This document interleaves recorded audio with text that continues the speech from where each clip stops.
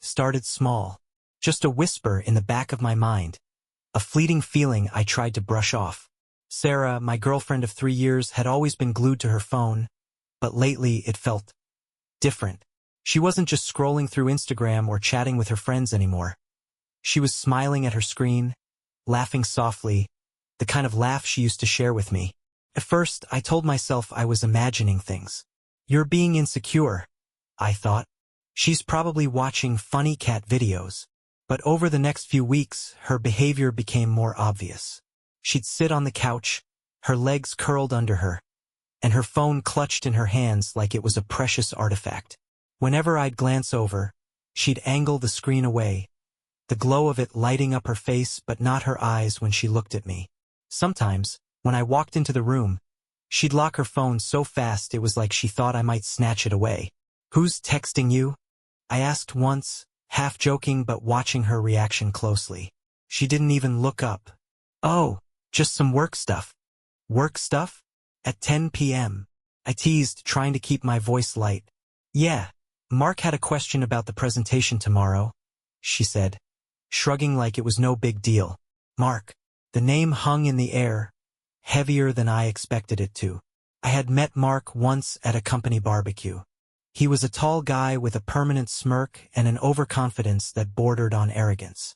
Sarah had introduced him as her work buddy, and I remembered the way he had looked at her. It wasn't the look of a colleague. It was the kind of look that made my stomach churn, though I brushed it off at the time. I started noticing more. The way her phone seemed to buzz constantly whenever she was home. The way her face would light up when she read certain messages, and how she'd quickly hide the screen if I leaned too close. One night, as we were watching a movie, she giggled at her phone. "What's so funny?" I asked, my voice carefully casual. "Just something Mark sent me," she said without thinking, before quickly correcting herself. "I mean, the work group chat. You wouldn't get it." The excuses piled up, and so did my unease. One evening, as she stood in the kitchen cooking dinner, her phone lit up on the counter. I glanced at it, not trying to invade her privacy, just curious. The message was from Mark. It said, "Thinking about you, winky face." My chest tightened. When she returned and saw me near her phone, she scooped it up quickly, her smile a little too bright. "Dinner's almost ready," she said, her tone overly casual. That night, as she slept beside me, I lay awake, staring at the ceiling. I tried to convince myself that it was all innocent, that she wasn't hiding anything. But the knots in my stomach wouldn't go away. A week later, my curiosity and my fear got the better of me. She had left her phone on the coffee table while she took a shower. It was just sitting there, taunting me. My hands were trembling as I picked it up. I unlocked it. The messages were right there. Hundreds of them. Conversations with Mark, stretching back for months. They weren't just casual chats or work-related questions. They were flirty, filled with inside jokes, compliments, and innuendos. "You looked stunning today. I couldn't stop staring at you." "Stop it, you're going to get me in trouble," she had replied, with a winking emoji. "Trouble's worth it for you, winky face." I couldn't read any more. My hands were shaking so badly I nearly dropped the phone. My chest felt like it was caving in. How long had this been going on? Had it gone further than just words? When she came out of the shower, I confronted her. "Sarah, who is Mark to you? And don't lie to me." Her face went pale. "What are you talking about?" I held up her phone. "I saw the messages." Her expression shifted from shock to anger. "You went through my phone? That's a violation of my privacy. Don't turn this around on me," I snapped. "You've been flirting with him, don't even try to deny it. What's going on between you two?" "It's nothing," she insisted, her voice shaking. "It's just texting. It doesn't mean anything."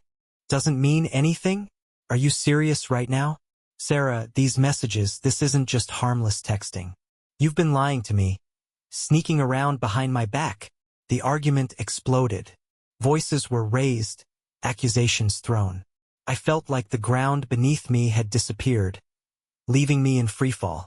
She kept repeating the same thing over and over. "It was just texting. I never cheated. I swear." In the end, I couldn't take it anymore. I packed a bag and left that night, slamming the door behind me. Over the next few weeks, she called me constantly, apologizing and begging me to come back. She swore it was only a harmless flirtation, that nothing physical had ever happened. It was stupid, she said, her voice breaking. I got carried away, but I love you, only you. It took months of her persistence, promises, and apologies before I even considered giving her another chance. When I finally agreed to try again, I thought it was behind us. I thought we could move on. But oh, how wrong I was. When I agreed to give Sarah another chance, it wasn't because I was convinced she had changed. It wasn't even because I fully believed her when she said it had been just texting. It was because, despite everything, I still loved her. 3 years together don't just disappear overnight. And, frankly, I wanted to believe her. I wanted to believe that this was something we could fix, that the connection we built was strong enough to survive even this. But saying I'll try, and actually trying are two very different things. At first, everything felt fragile, like we were walking on glass. Sarah was determined to show me how sorry she was. She stopped using her phone as much when we were together, made a point to leave it face up on the table, or even handed it to me sometimes. See? Nothing to hide, she'd say with a weak smile. She blocked Mark on every platform, deleted his number, and quit the work group chat where they'd initially started talking. I'll even quit my job if you want me to, she said one night, her voice trembling. I shook my head. It's not about your job, Sarah. It's about trust. And right now, I don't know if I can trust you. Her face fell, and I hated seeing her like that. But I couldn't pretend things were fine. We decided to try couples therapy, though it wasn't easy to convince me at first. The idea of sitting in a room and pouring my feelings out to a stranger didn't exactly appeal to me. But Sarah was insistent. If we're going to make this work, we need help. We can't do it alone. Our therapist, a kind but no-nonsense woman named Dr. Ellis, didn't waste any time digging into the heart of the issue. Rebuilding trust is like rebuilding a house after a fire, she said in our first session. It's going to take time, effort, and, frankly, a lot of patience. But the question you both need to ask yourselves is this: do you want to rebuild this house together? I didn't answer right away. I glanced at Sarah, who was already nodding, her eyes full of hope. I wanted to nod too, but something held me back. The memory of those messages, of the way she had smiled at her phone while I was sitting right there, was still fresh in my mind. I want to try, I finally said, my voice quiet but firm. But I can't promise I'll get there. Not yet. That set the tone for the next few months. We had weekly sessions with Dr. Ellis, where we aired out all the hurt, anger, and confusion that had been simmering between us. There were times when I felt like walking out, especially when Sarah would get defensive or when I realized just how deeply her actions had shaken my confidence in her. You don't understand how it felt, I told her once, my voice breaking. I was sitting there, thinking we were happy, and the whole time you were sharing parts of yourself with someone else. Do you know how humiliating that is? She nodded, tears streaming down her face. I do, and I hate myself for it. But I swear to you, I never stopped loving you. I made a mistake, a horrible mistake, and I'll spend the rest of my life proving to you that you're the only one I want. Slowly, painfully, we started to rebuild. We set boundaries. Sarah agreed to be more transparent about her time and her phone use, not because I demanded it, but because she wanted to show me she was serious. I, in turn, promised not to hold the past over her head every time we argued. If I'm choosing to stay, I have to actually try. I reminded myself often, though it was easier said than done. We also started spending more intentional time together. It sounds silly, but even small things, like going for walks after dinner or putting our phones away during meals, made a difference. We started doing things we hadn't done in years, like taking a weekend road trip or cooking together. I missed this, Sarah said one night as we were chopping vegetables for dinner. Her hand brushed against mine, and I looked up to see her smiling. Not the forced, apologetic smile she'd been wearing for months, but something real. Yeah, I said softly. Me too. But it wasn't all smooth sailing. There were still moments when the doubts crept in, when I'd catch myself wondering if she was truly being honest or if she'd just gotten better at hiding things. One night, she stayed late at work for a meeting. She texted me every hour to update me. Still in the meeting. Love you. But my mind wouldn't stop racing. By the time she got home, support the channel by subscribing. It really makes a difference. I was wound so tight I couldn't even look at her. What's wrong? She asked, setting down her bag. Nothing, I muttered, but she knew better. She walked over, took my hands, and looked me straight in the eye. I know it's going to take time for you to trust me again, she said. And I know I don't deserve it right now. But I need you to tell me when you're feeling like this. Don't shut me out. Her honesty disarmed me. I'm trying, I admitted. But it's hard. I'm scared, Sarah. Scared you'll do it again. I won't, she said firmly. I swear to you I won't. That night, for the first time in months, I believed her. It wasn't perfect. It wasn't easy. But it was a start. A year passed, though at times it felt more like a lifetime. Rebuilding our relationship wasn't just hard work. It was exhausting, emotional, and sometimes downright discouraging. There were days when I questioned if we were doing the right thing. Days when I wondered if the cracks in our foundation would ever truly heal.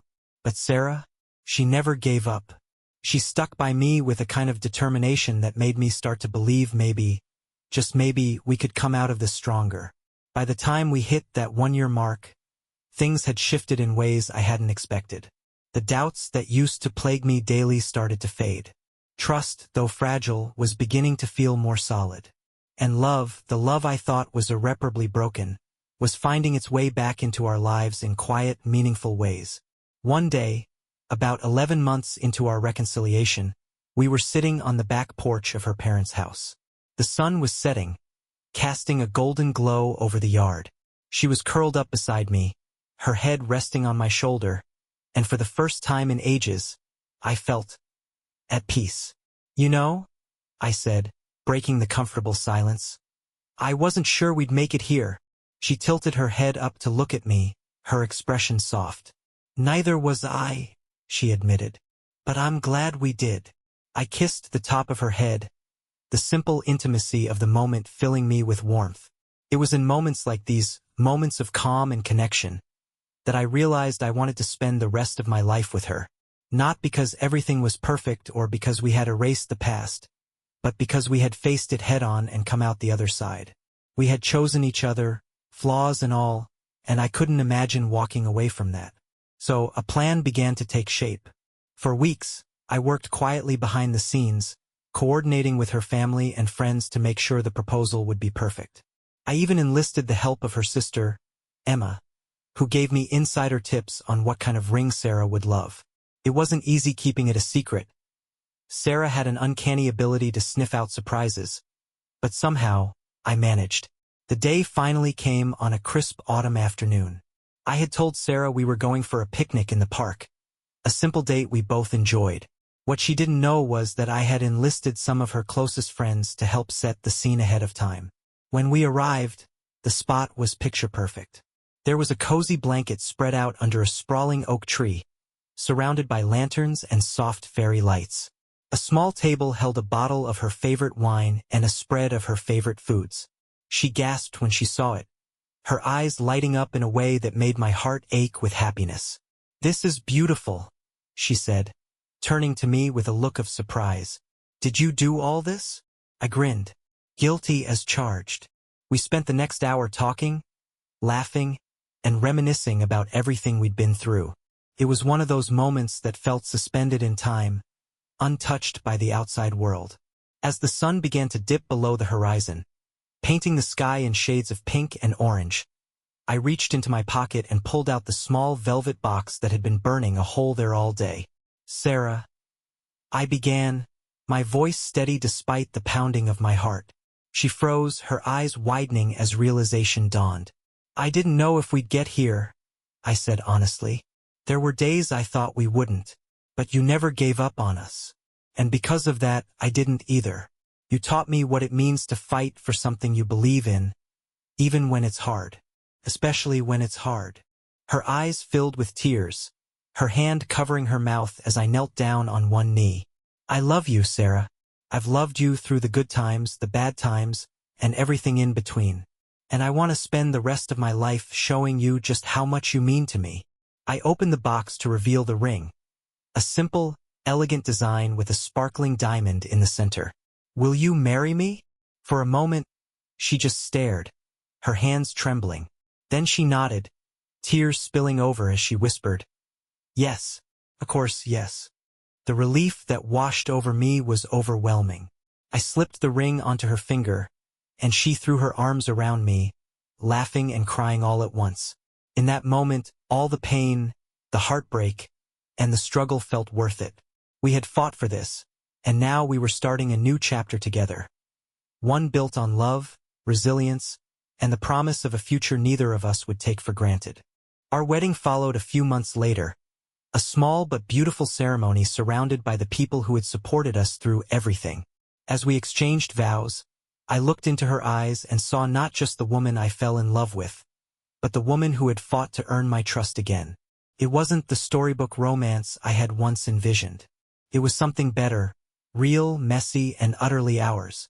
The first few months of our marriage were everything I had hoped they would be. After the chaos of the past, Sarah and I had finally found our rhythm. There was a quiet comfort in sharing a home together, a sense of partnership that made the little things. Cooking dinner, decorating for the holidays, even folding laundry, feel special. We were happy, or at least I thought we were. Around the 5-month mark, though, something started to change. At first, it was subtle. Sarah would come home later than usual, apologizing with excuses that sounded reasonable enough. "Sorry, love," she said one night as she kicked off her heels and hung up her coat. "The meeting ran long. My boss is really pushing us to meet deadlines this quarter." I nodded, handing her a cup of tea I had made to help her unwind. "All good. Just text me next time. Okay?" I was starting to worry. She gave me a quick kiss on the cheek and said, "Of course. You know how it is.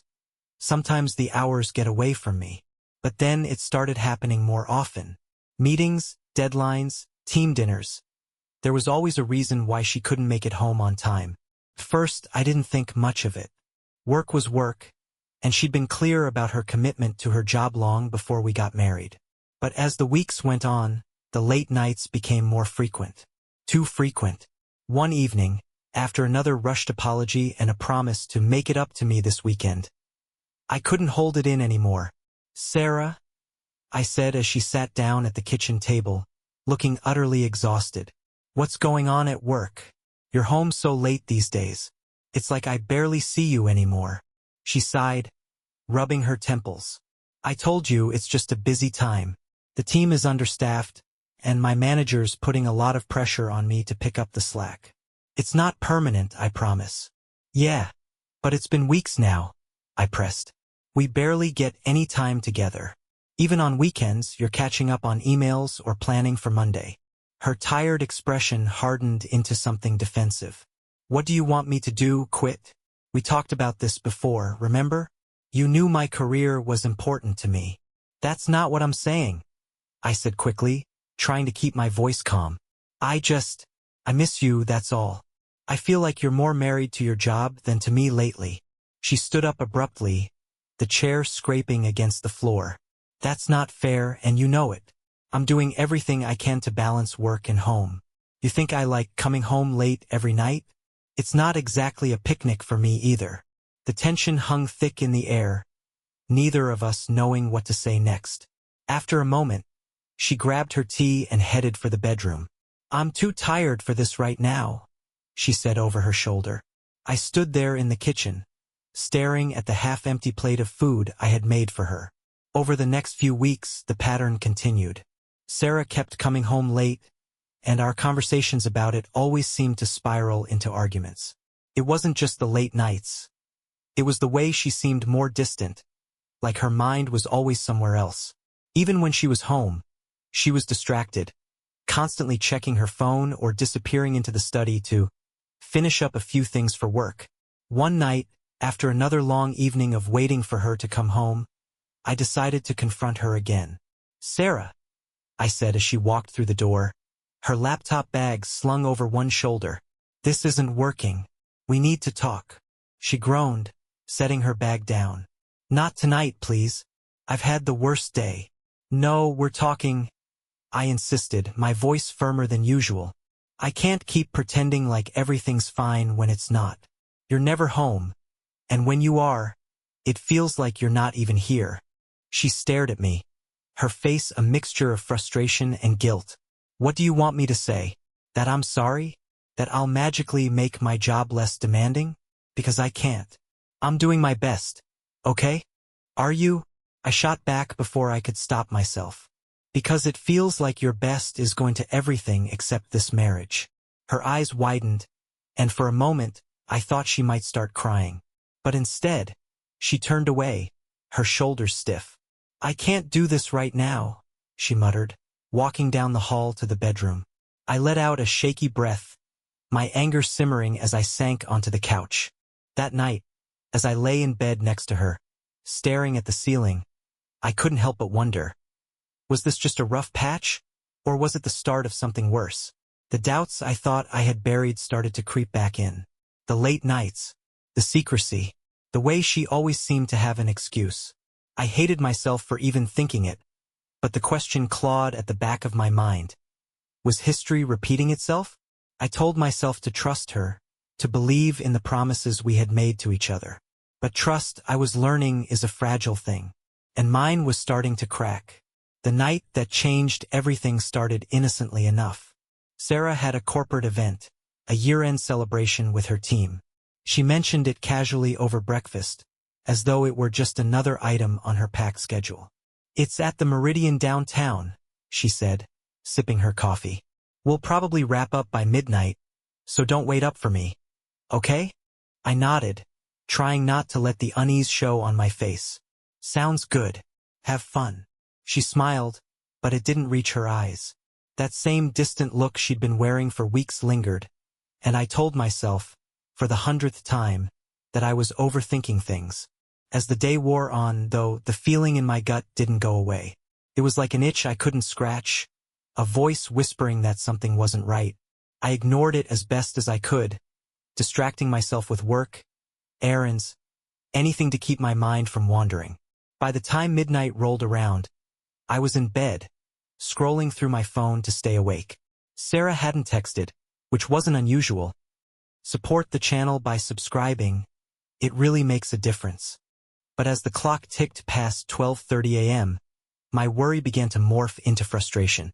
I sent her a quick message. "Everything okay? Thought you'd be back by now." The message sat there unread. By 1 a.m., I couldn't sit still any longer. Something felt off. Grabbing my keys, I decided to drive to the Meridian. It wasn't far, and I figured I'd swing by to check on her, just to ease my mind. The hotel was bustling when I arrived, the lobby filled with people in suits and evening gowns. I made my way to the ballroom where her company's event was being held, the bass of the music vibrating through the floor as I approached. When I stepped inside, the scene hit me like a slap in the face. The room was dimly lit, the air thick with alcohol and sweat. Men in business attire lounged around tables, laughing loudly and holding glasses of whiskey. On a makeshift stage at the center of the room, a spotlight illuminated a figure. It was Sarah. My stomach dropped. She was completely naked, her body moving to the music in a way that made the crowd roar with approval. My brain struggled to process what I was seeing, disbelief and anger crashing over me in waves. What the hell was going on? I pushed my way through the crowd, my heart pounding in my chest. Every instinct screamed at me to grab her and get her out of there, but I was frozen, rooted to the spot by the sheer absurdity of the scene. Then the voice of the MC broke through the noise. "Gentlemen," he announced with a grin that made my skin crawl, "we're about to begin the auction. One night with this lovely lady. Who's going to start the bidding?" The laughter and cheers around me felt deafening. 500, someone shouted from the back. 1,000, another voice countered. My vision blurred, red-hot anger coursing through me. But before I could react, a third voice rang out. $1,500. The room erupted in cheers and applause, and the MC laughed. 1,500 going once, going twice, sold to the gentleman in the gray suit. I watched in stunned horror as the man, a smug-looking executive with graying hair, stood up, adjusting his tie as he made his way to the stage. Sarah smiled at him, taking his hand as he led her toward a door at the side of the ballroom. Something inside me snapped. I didn't care about the scene I was about to cause. I didn't care about the consequences. I stormed toward the door, ignoring the confused stares and murmurs from the crowd. The VIP room was lavish, with dim lighting and plush furniture. Sarah was there, standing next to the man, who was already loosening his tie. She was still naked, her face flushed. Not with embarrassment, but with something that made my stomach churn. "Sarah!" I shouted, my voice cracking with a mix of rage and despair. She turned, her eyes widening in shock. "What are you doing here?" "What am I doing here?" I repeated, my voice rising. "What are you doing here? What the hell is this?" The man stepped forward, clearly irritated. "This is private, buddy. Get out." I ignored him, my attention focused solely on Sarah. "Is this what your work has been about? Late nights, meetings, this? Selling yourself to strangers?" Her expression crumbled, shame and panic flashing across her face. "It's not what it looks like," she stammered. "Not what it looks like?" I barked, my voice echoing in the room. "Then explain it to me, Sarah, because from where I'm standing, it looks like you've been lying to me. Again." The man muttered something under his breath and grabbed his jacket, clearly deciding this wasn't worth the trouble. He brushed past me without another word, leaving us alone in the suffocating silence. Sarah reached for a robe draped over a chair, clutching it to her chest as tears streamed down her face. "I can explain," she whispered, but I didn't want to hear it. "Not this time." "You know what, Sarah?"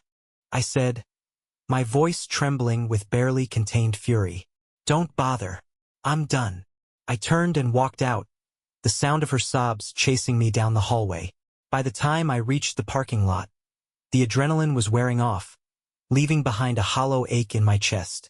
I sat in the car, staring at the steering wheel as the weight of what I had just witnessed settled over me. This wasn't just a betrayal. It was the final, irreparable blow to everything we had worked so hard to rebuild. And this time, there was no going back. The drive home felt like a blur. My hands gripped the steering wheel so tightly my knuckles turned white, but I barely noticed. The ache in my chest was unbearable, a mix of rage, humiliation, and heartbreak that threatened to swallow me whole. The image of Sarah on that stage, the way she smiled, the cheers of those men, it was burned into my brain. By the time I pulled into the driveway, I was shaking. I sat in the car for a moment, staring at the house we had made into a home together, trying to steady my breathing. But the anger wouldn't let me sit still. It boiled over, consuming every rational thought I had left. I stormed inside, slamming the door behind me, and headed straight for the bedroom. Her clothes, her shoes, her jewelry, it all mocked me. These were the things she wore when she left for those late-night meetings. The things she put on when she kissed me goodbye and promised to come home by midnight. Without thinking, I grabbed her suitcase from the closet and started throwing her things into it. Dresses, shoes, makeup bags. Everything went in, no rhyme or reason. When I ran out of space in the suitcase, I grabbed garbage bags and stuffed them full. Once the bags were tied up, I hauled them all to the living room. But even that didn't feel like enough. I needed her out of my life completely, as if erasing her belongings could somehow erase the pain she'd caused. I opened the window, one that overlooked the street below, and began tossing her things out. The suitcase went first, landing with a satisfying thud on the lawn. Then the bags followed one by one. I didn't care if the neighbors saw or if anyone asked questions. Let them wonder. Let them know. When I was done, I slammed the window shut and sat on the couch, my chest heaving. But the rage was still there, bubbling just beneath the surface. And that's when I made my next decision. Pulling out my phone, I opened the family group chat. Sarah's parents, her siblings, her close cousins, they were all in there, a group we used to use for holiday planning and sharing happy updates. My fingers hovered over the keyboard for a moment, But then the words spilled out. I'm sorry to have to say this here, but everyone needs to know the truth. Sarah has been lying to me and humiliating me in ways I can't even describe. Tonight, I found her at her company party, performing naked in front of her colleagues. They were bidding on her like she was some object to be sold. I can't believe she would do this after everything we've been through. I'm done. The message sent before I could second-guess myself. Almost immediately, the chat exploded with responses. What are you talking about? Sarah's mother wrote. Is this a joke? Her brother chimed in. Call me now, her father demanded. I ignored them all. Next, I texted a few of her closest friends, the ones who had always gushed about how perfect our relationship was, how lucky we were to have each other. Just so you know, your friend Sarah has been hiding a double life. Tonight, I caught her at a party, completely naked, letting men bid money to spend the night with her. I thought you should know the truth about the person you've been defending. One of them called me immediately, her voice frantic. What are you talking about? That doesn't sound like Sarah at all. Oh, it's her, I said coldly. I saw it with my own eyes. She's not the person you think she is. None of you know the real Sarah. I hung up before she could respond. I wasn't done yet.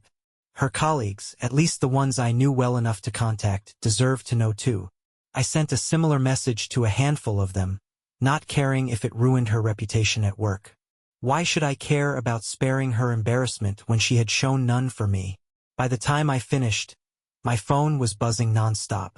Calls, messages, voicemails, all from people trying to figure out what was going on. But I couldn't bring myself to answer. Instead, I grabbed a drink from the kitchen and sat back on the couch, staring blankly at the wall. This wasn't who I was. I wasn't the kind of person to air dirty laundry like this, to make a spectacle out of someone else's mistakes. But tonight, I didn't care. I wanted everyone to know what she had done. I wanted her to feel the shame I felt, the humiliation of being blindsided by someone you thought you knew. As the hours ticked by, the anger began to fade, replaced by a heavy, crushing sadness. The reality of what had happened started to sink in. This was it. Our marriage, our life together, it was over. And as much as I hated her in that moment, I couldn't stop the tears from falling. Because no matter how much she had hurt me, part of me still loved the person she used to be. Or maybe the person I thought she was. Either way, she was gone now. And so was the life we had built. The aftermath of that night unraveled like a slow-motion car crash. The life Sarah had so carefully built, her career, her friendships, her reputation, began to crumble piece by piece, and I had a front-row seat to watch it all fall apart. It started with her family. The morning after I sent the messages, her mother showed up at my door, her face pale and drawn. She was clutching her purse so tightly her knuckles were white. Support the channel by subscribing. It really makes a difference. As though it was the only thing keeping her steady. Where is she? She demanded, her voice trembling with equal parts anger and desperation. I don't know, I replied coldly.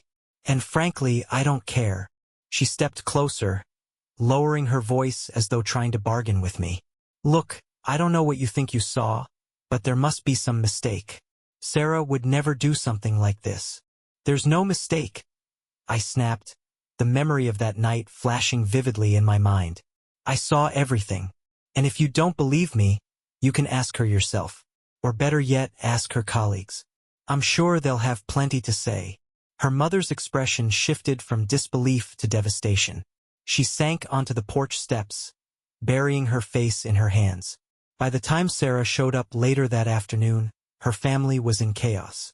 Her father, always the disciplinarian, was on the phone with her brother, ranting about how she had disgraced the family. Her mother was sobbing in the living room, torn between anger and heartbreak. When Sarah walked through the door, her mother's sobs turned into fury. How could you do this to us? She cried, standing up to face her daughter. To your husband, to this family? What were you thinking? Mom, please, Sarah began, but her father cut her off. No excuses, he thundered. I raised you better than this. You've humiliated all of us. Sarah's tears came quickly, but this time, they didn't soften anyone's hearts. The family that had once adored her now looked at her as though she were a stranger. Her work life wasn't spared either. The messages I sent to her colleagues spread faster than I could have imagined. Within days, whispers about her behavior at the party had reached her manager and senior leadership. Sarah was called into a meeting where she was asked to explain herself. "I don't know what you've heard, but it's not what it seems," she said, desperate to salvage what was left of her career. Her boss, a sharp-eyed woman with little patience for scandal, didn't buy it. "It doesn't matter what it seems," she replied, her tone icy. "What matters is that you've brought this company into disrepute. Effective immediately, you're on unpaid leave while we conduct an internal review." A week later, she was fired. Her friends, too, began to distance themselves. At first, a few of them tried to defend her, insisting that I had overreacted or misunderstood the situation. But as more details emerged, details that even Sarah couldn't deny, they stopped calling. One by one, the people she had leaned on for support vanished. "She's toxic," one of her closest friends told me when we ran into each other at the grocery store. "I tried to be there for her, but she kept making excuses instead of owning up to what she did. I can't keep enabling that." Even her social media, once a highlight reel of her seemingly perfect life, turned against her. After I shared my side of the story, people began commenting on her posts, calling her out for her actions. "Wow, and to think you pretended to be such a good person," one comment read. "How could you do that to your husband?" said another. Eventually, Sarah deactivated her accounts altogether. She tried to contact me multiple times, leaving tearful voicemails and long, rambling texts. At first, they were full of apologies and promises to change. "I don't know what I was thinking," one message read.